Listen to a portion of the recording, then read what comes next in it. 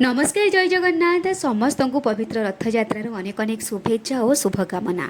आज प्रभु श्री जगन्नाथ जमी माता लक्ष्मी को घरे एका छाड़ी भाई भौणी सहित पलैती मौसी घर को ठीक सेहीपरि मो स्वामी मते छाड़ी पलैती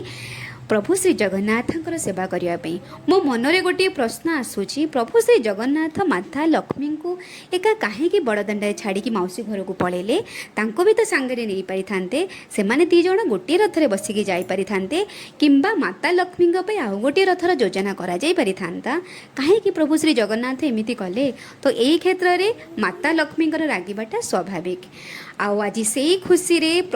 से दुखरे मु आज बनाऊँगी मशरूम वाला फ्राइड राइस और रोसई मु एते पक्का नुह तो रेसिपी आपण मैंने देखी नियंतु आ समस्त अलग अलग रेसिपी होता है तो मु फ्राइड राइस रे लंका गुंड किंबा सुखिला लंका पकईन मु केवल से काश्मीरी लंका गुंड